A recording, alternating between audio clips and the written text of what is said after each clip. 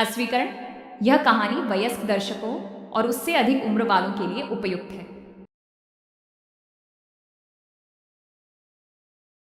लो भाई बब्बन, बन गई तस्वीर। जरा देखकर बताओ कैसी बनी है। अरे भाई मोहन, मेरी सलाह मानो तो तुम रहने ही दो। एक पेंटर बनना तुम्हारे बस की बात नहीं है। हाँ, तुमने सही कहा। मुझे भी कुछ ऐसा लगता है। खैर, आज शाम की गाड़ी से मैं शहर वापस जा रहा हूँ। कुछ जरूरी काम आ गया है। शहर से वापस आने के बाद तुमसे मिलता हूँ।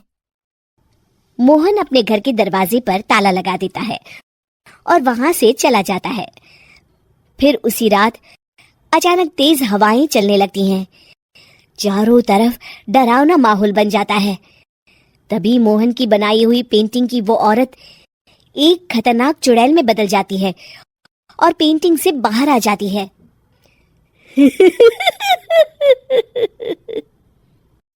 चुड़ैल घर के बाहर चली जाती है। वहीं दूसरी तरफ दो चोर लाला सुखीराम के घर से चोरी करके भाग रहे होते हैं। दोनों भागते भागते गांव के चौराहे के पास पहुंच जाते हैं। तभी अचानक वो चुड़ैल उन दोनों के सामने आ जाती है।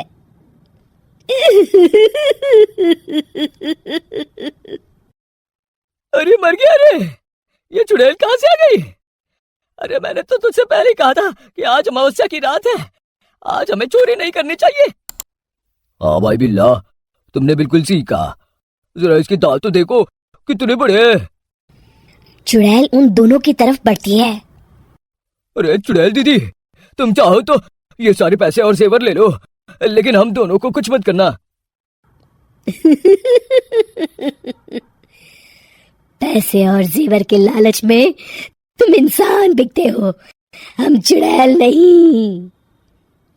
तभी चुड़ैल उन दोनों चोरों को पुतले बना देती है। मैं किसी को नहीं छोड़ूंगी। अब कोई मुझसे नहीं बच सकता।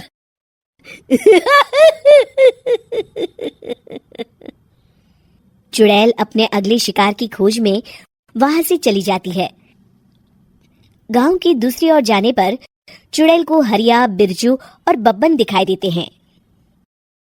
आज संडे है, आज कपिल शर्मा शो देखने का दिन है। जोर से बोलो। आज संडे है। मैंने नहीं सुना।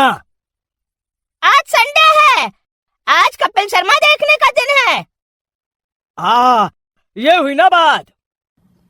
अरे ये कपिल शर्मा कौन है जो ये लोग उसे देखने के लिए इतने उतावले हुए जा रहे हैं?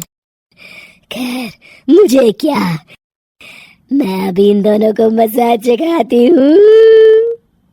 चुड़ैल तेजी से उड़कर उन तीनों के सामने आकर खड़ी हो जाती है।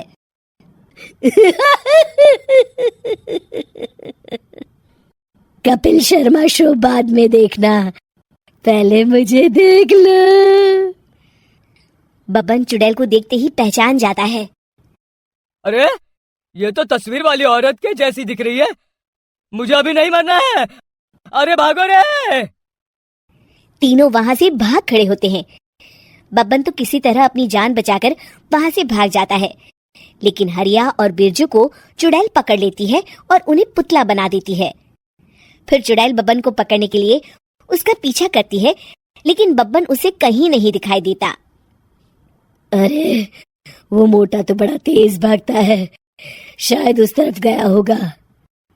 बब्बन एक दीवार के पीछे छुपकर बैठ जाता है और चुड़ैल उसके सामने से आगे निकल जाती है। बाल बाल बच गया। अगली सुबह बब्बन सभी गांव वालों को सारी बात बता देता है। फिर उस चुड़ैल के डर से रोज शाम होते ही पूरे गांव में सन्नाटा छा जाता था और कोई भी अपने घर के बाहर नहीं निकलता था। अरे ये क्या हो गया? इतनी देर से घूम रही हूँ, अभी तक एक भी आदमी नहीं मिला। अरे कहाँ मर गए सबके सब? चुड़ैल वहां से चली जाती है। इस तरह कुछ दिन बीत जाते हैं। फिर एक दिन मोहन गांव वापस आता है। बब्बन उसे बताता है कि उसकी बनाई तस्वीर से एक चुड़ैल बाहर आ गई है। मोहन समझ जाता है कि ये कोई आम कागज नहीं है, वो जो भी उस कागज पर बनाएगा वो असलियत का रूप ले लेगा। अरे मोहन भाई, अब तुम क्या करने वाले हो? मेरे पास एक बहुत बढ़िया तरकीब है। मैं इस कागज पर उस चुड़ैल की एक ऐसी तस्वीर बनाऊंगा जिसमें वो तपती धूप के नीचे खड़ी दिखाई देगी, और फिर जैसे ही सवेरा होगा वो चुड़ैल इस कागज से निकलकर बाहर चली जाएगी और सूरज की तेज धूप में जलकर राख हो जाएगी। मोहन बिल्कुल वैसे ही तस्वीर बना देता है और जैसे ही सवेरा होता है वो चुड़ैल कागज से निकलकर बाहर धूप में चली जाती है और सूरज की गर्मी बर्दाश्त नहीं कर पाती और जलकर राख हो जाती है।